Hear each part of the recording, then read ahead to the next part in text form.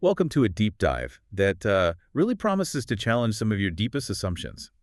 Today, we're unpacking the ideas of Friedrich Nietzsche. Yes, a figure whose influence, whether you see it directly or indirectly, it just permeates everything. Ethics, literature, art, politics, even religion. Absolutely. And his work is remarkable, especially, like you said, when you consider the life behind it. It really is. In Nietzsche's personal history was, well, in his own words, few and simple. Hmm. Born October 15th, 1844, small Prussian village, and ironically from a long line of Christian pastors. Right, the irony. But his ideas, anything but simple. So we're going to navigate his seminal work, Beyond Good and Evil. This is where he really sets out to dismantle what he calls the prejudices of philosophers. And offer a whole new way of looking at values? Exactly, a radical revaluation. Our mission for you today is to pull out the most potent insights, really help you understand what it might mean to look beyond good and evil. And there's that fascinating paradox right from the start, isn't there? I mean, for such a profound mind, his actual life seemed, well, drab and uneventful. Externally, yes. Apart from, that significant meeting with Lou Salome. And then, of course, the sudden mental illness in January 1889. Right. But the source we're drawing on makes a really crucial distinction here. It emphasizes his books were thought out in the most clarified way. And the insanity was sudden, not a gradual decline affecting the work itself. Precisely. So the philosophy has to stand or fall on internal evidence. And that evidence in the writings themselves is described as scrupulously sane. So we're dealing with a rigorously clear intellect here, not the ramblings of someone losing their grip. Definitely not. So where does a mind like that begin? Well, Nietzsche starts by questioning the very foundation, the will to truth that philosophers have always, respected. The idea that seeking truth is inherently good. He asks, why do we want truth? Why not, and this is provocative, why not untruth and uncertainty, even ignorance? He suggests this isn't just a surface question, it's the deepest one. A rendezvous of questions and notes of interrogation, as he puts it. The core idea is, maybe our search for truth isn't as pure as we think. That's a really powerful starting point. So if the will to truth isn't absolute, what does that imply for our basic beliefs? Well, he immediately turns to metaphysicians, the philosophers whose core conviction is in these antitheses of values. Like good versus evil, true versus false, black and white. Exactly. But Nietzsche throws out this dangerous perhaps. What if qualities we normally condemn, things like pretense, the will to delusion, to selfishness and cupidity, what if they actually hold a higher and more fundamental value for life generally? So what if the bad stuff is actually vital? That's the implication. And this leads him to envision a new order of philosophers, people brave enough to actually embrace these unsettling, these dangerous perhapses. Incredibly provocative. It is. He even claims, get this, the falseness of an opinion is not for us any objection to it. Wait, so it doesn't matter if it's wrong? Not in the way we usually think. For Nietzsche, the real question isn't about objective reality. It's how far is an opinion life-furthering, life-preserving, species-preserving, perhaps species-rearing? Ah, okay. So it's about utility. Does it work for life? Precisely. Usefulness trumps abstract truth. He even suggests that the falsest opinions, especially those core assumptions we take for granted, what philosophers call synthetic judgments a priori. Those self-evident truths. Yes. He thinks those are the most indispensable to us. They're like, convenient fictions that let us function. So he's basically linking our conscious thought directly to our instincts. Right. He says conscious thinking must be counted amongst the instinctive functions. It serves logical demands for the maintenance of a definite mode of life. The implication for you, then, is that what we think of as objective truth might just be really effective stories we tell ourselves to survive. It's a very pragmatic, almost biological view of how we think. And this radical rethinking of truth, it must lead him to challenge other big ideas, right? Like our own will. Absolutely. He takes direct aim at Stoicism, for instance. Their idea to live according to nature.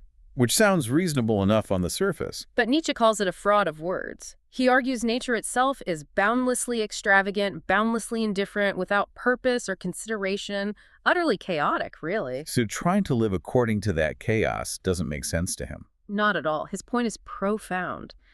To truly live is precisely the opposite. It's endeavoring to be otherwise than this nature. It means valuing, preferring, being unjust, being limited. So imposing our will onto nature, not conforming to it. Exactly. Philosophy itself, for Nietzsche, isn't passive observation. It's this tyrannical impulse itself, the most spiritual will to power. It's the will to creation of the world, the will to be the causa prima, the first cause. It's about shaping reality. And he pushes that even further, doesn't he? Suggesting that knowledge for its own sake is just another trap. The last snare laid by morality, he calls it. He asserts that there are no such thing as moral phenomena, but only a moral interpretation of phenomena. Meaning morality isn't out there in the world, it's just the lens we use. That's the idea. It's an interpretation, not a fact, and then he pushes it to a really uncomfortable place.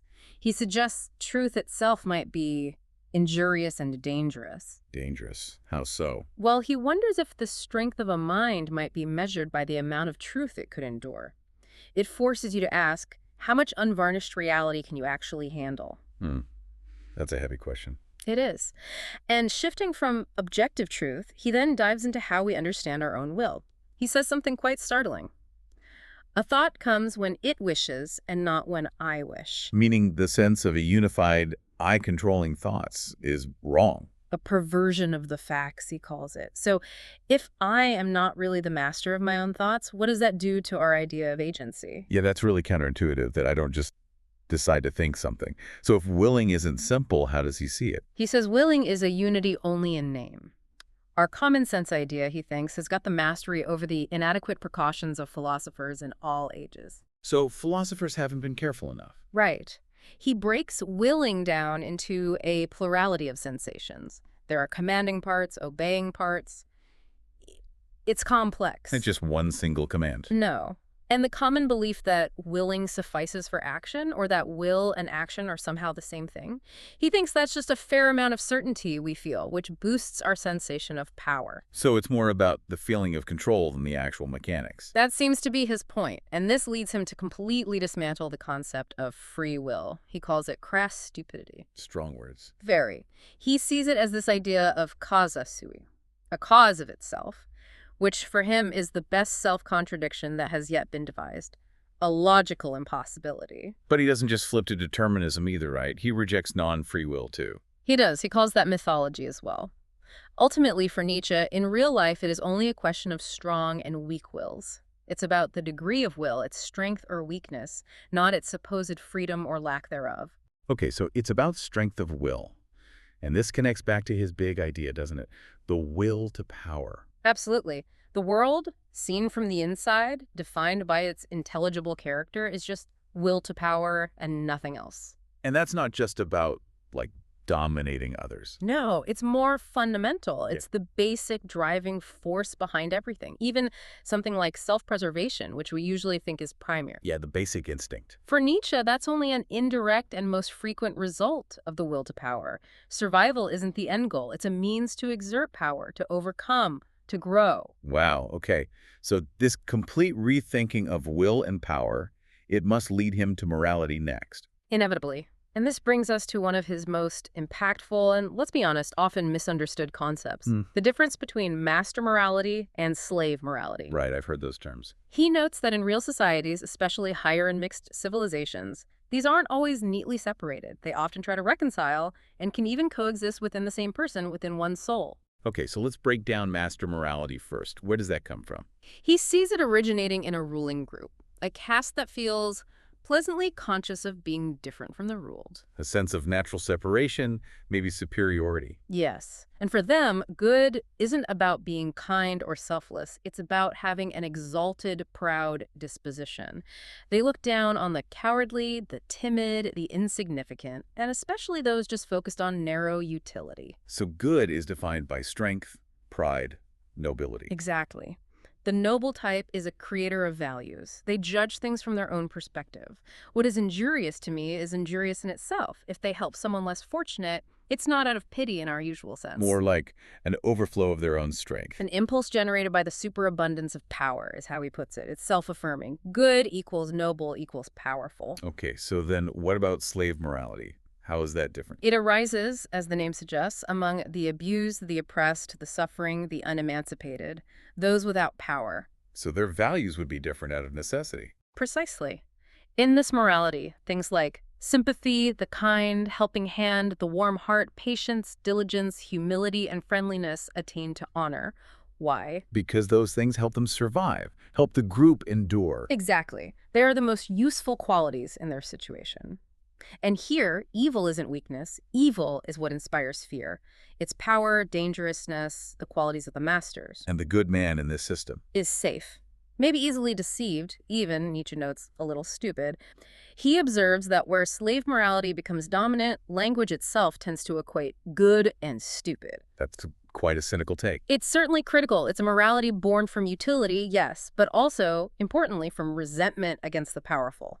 It's interesting, too, how he connects the desire for freedom and the instinct for happiness specifically to slave morals. Yes, the longing for release from oppression. And maybe surprisingly, he adds that love is a passion, what he calls our European specialty.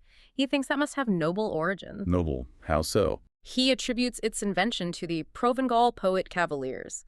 He sees passionate romantic love as stemming from that aristocratic, individualistic tradition, not the communal utility of slave morality. So even our idea of romance gets traced back to one of these moral systems. Right. And the really profound insight here, the core of Beyond Good and Evil, is that what we've just accepted as morality itself, especially judging actions by intentions, isn't some timeless truth. It's just one system winning out. He calls it a historical prejudice. He declares morality, in the sense in which it has been understood hitherto as intention morality, has been a prejudice, something which must be surmounted. Surmounted. Move beyond. Yes.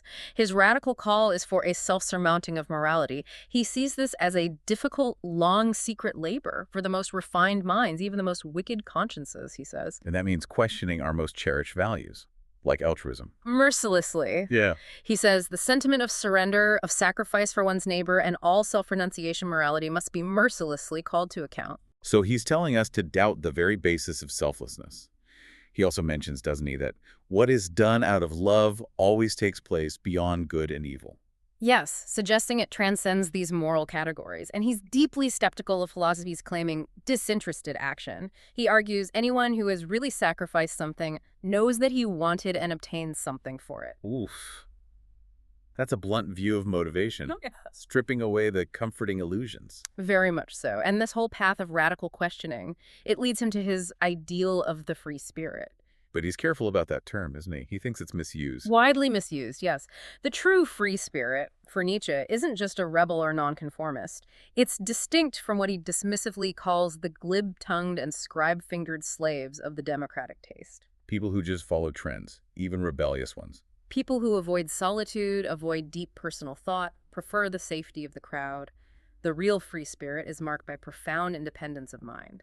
And how does one become this free spirit? It doesn't sound easy. Definitely not.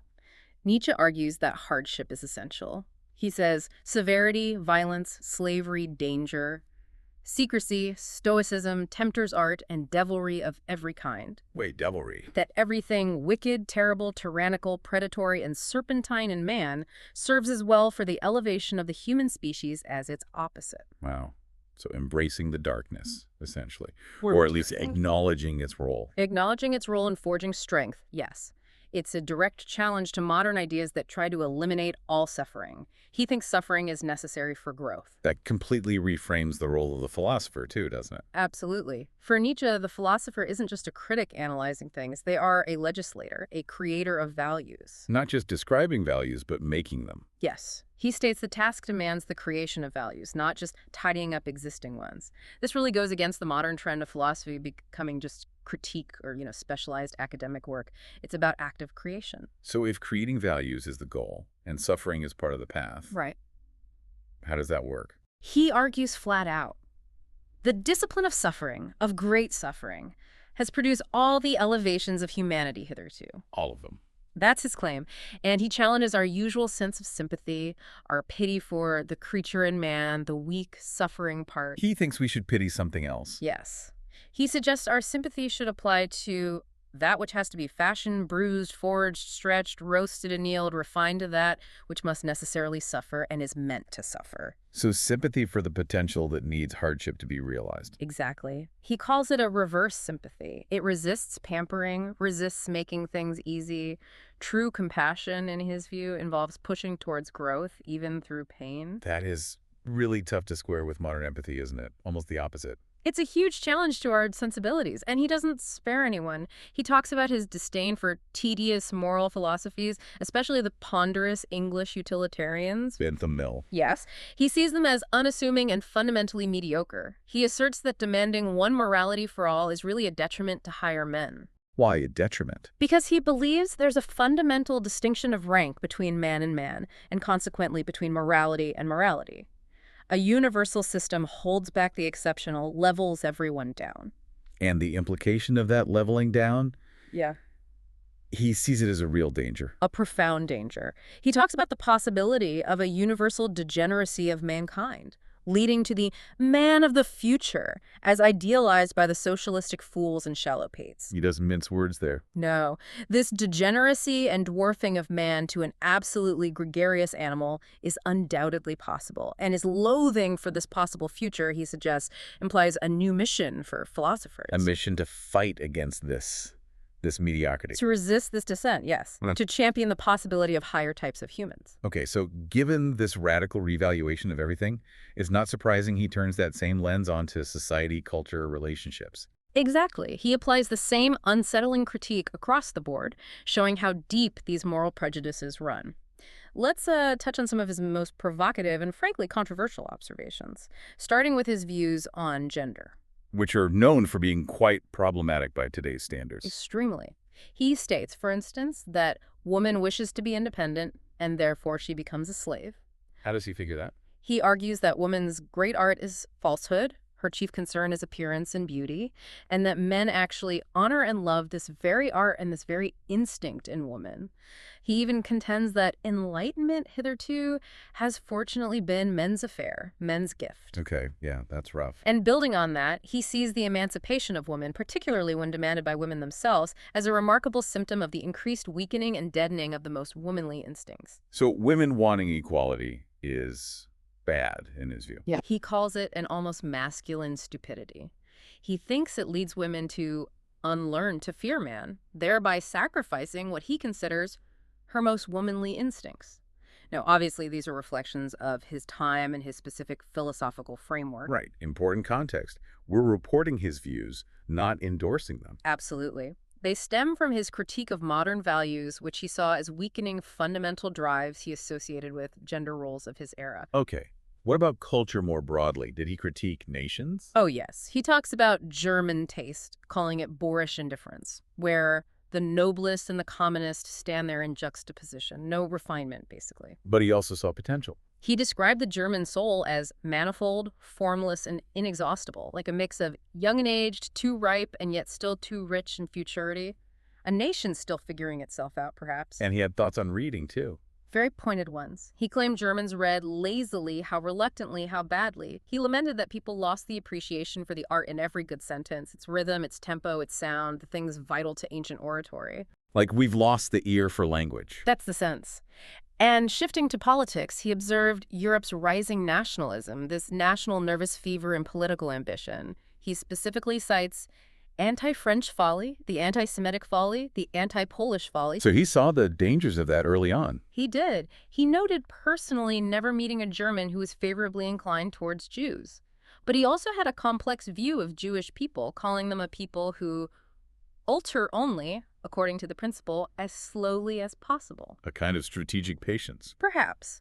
He then provocatively suggests that any thinker who has the future of Europe at heart must factor in the Jews, as he will calculate upon the Russians, seeing them as surest and likeliest factors in the great play and battle of forces. That's quite a statement, almost like geopolitical chess pieces. And he goes further, stating that if push, Jews could now have the ascendancy, nay, literally the supremacy, over Europe. Though, he adds, they currently wish and desire to be absorbed and absorbed by Europe.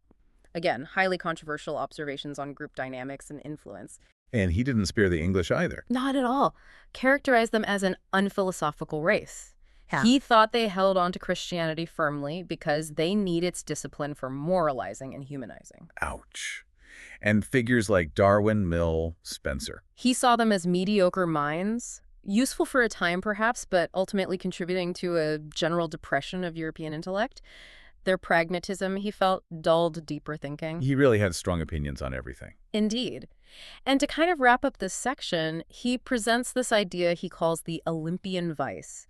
He imagines a questionable God and spirit who actually loves mankind, sees us as an agreeable, brave, inventive animal. Okay, a God that likes humanity's potential. Yes, and wants to further advance him and make him stronger, more evil, and more profound. Wait, more evil? The imagined questioner asks that too, and the tempter God confirms, yes, stronger, more evil, and more profound, also more beautiful. Beautiful and evil. Nietzsche suggests this God lacks shame, and then adds, maybe in some things the gods could all of them come to us men for instruction.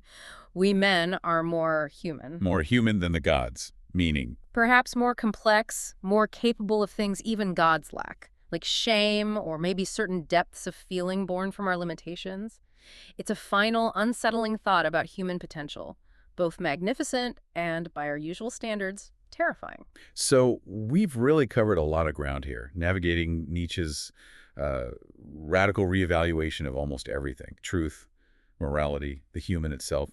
He really pushes us, doesn't he, to look beyond what we take for granted. Absolutely. He forces you to question your deepest assumptions. He's essentially asking us all to unlearn so much of what we thought we knew. Right. And his work, especially Beyond Good and Evil, it really invites you, the listener, to confront some uncomfortable truths about your own values, your instincts. And to seriously consider the possibility that much of what we call good might actually serve very different purposes than we imagine. It's a call for some pretty profound self-scrutiny. He even reflected on his own ideas becoming, well, accepted. He described his written and painted thoughts losing their novelty and becoming truths that then look pathetically honest. Yeah, he notes that we tend to immortalize what cannot live and fly much longer, things only which are exhausted and mellow. It's a bit melancholic, isn't it? But maybe honest about how radical ideas eventually get tamed. So where does that leave us? Where does it leave you listening? Well, we want to leave you with this final provocative challenge directly from Nietzsche. It sort of questions the whole point of this deep dive, in a way. He asks about the task to translate man back again into nature, to master the many vain and visionary interpretations, which have hitherto been scratched and daubed over the eternal original text, Homo Natura. Man is just part of nature, stripping away all the added meanings. This may be a strange and foolish task, he admits, but that it is a task, who can deny? Why did we choose it, this foolish task? And then he flips the question. Or, to put the question differently, why knowledge at all? So the final thought for you is, what does it truly mean for you to try and unlearn man and God and curse and prayer? And if you actually did that, what would be left?